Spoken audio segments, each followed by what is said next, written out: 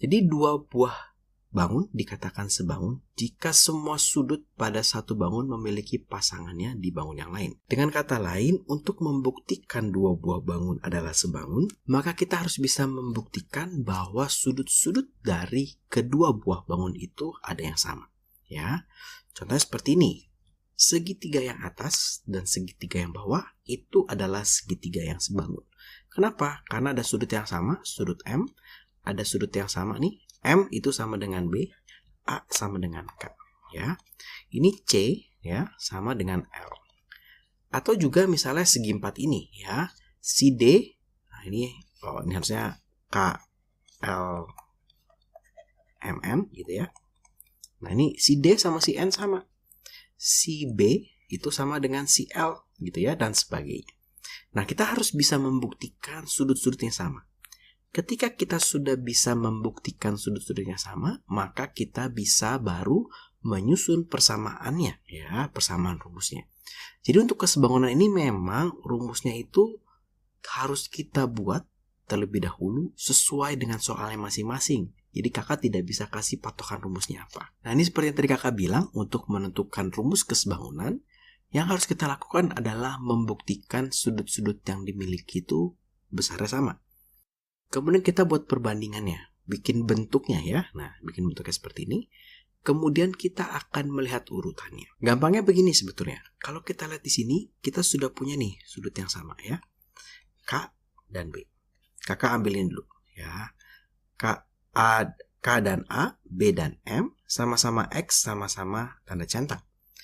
Kakak akan bikin dulu nih segitiga besar per segitiga kecil.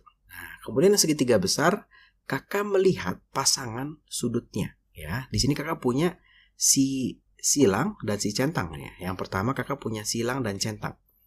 Maka itu adalah AB. Ya, AB dibanding dengan yang kecil kita lihat juga sama yang sama, silang dan centang, yaitu KM. Ya. Kemudian misalkan kita lihat si silang dan si bintang ya. Silang dan bintang, silang dan bintang.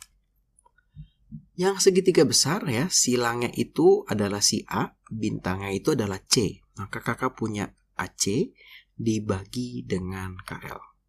Ya. Kemudian sekarang kita mau lihat si centang dan si bintang. Ya. Di segitiga yang besar, centang dan bintang itu adalah BC.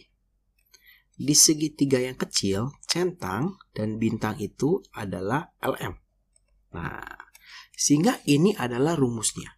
Nanti tidak semuanya kita pakai. Kita hanya memilih dua. Biasanya ini dan ini, atau ini dan ini, atau ini dan ini. Menggunakan yang mana tergantung dari soalnya. Selain dengan cara melihat ini, sebetulnya ada juga cara seperti ini. Jadi sesudah kita menentukan mana sudut-sudut yang sama, kita akan menulis nih, oh segitiga besar itu segitiga apa ya? Yang besar itu adalah A, misalnya ABC ya. A itu silang, B itu centang, C itu bintang. Maka yang kecil juga sama nih. Maka yang kecil kita ikutin nih. Silang itu K, centang itu M, bintang itu L. Kalau sudah, kita bisa mengambil ini. AB, ambilnya harus sama nih. Depan dan tengah, KM. AC, berarti kita ambil ini, KL. Gitu ya. Yang pasti besar harus selalu di atas, kecil selalu di bawah. Boleh juga sih kecil yang di atas, besar yang di bawah, tapi harus konsisten. Yang terakhir adalah BC, dan ini adalah ML atau LM gitu ya.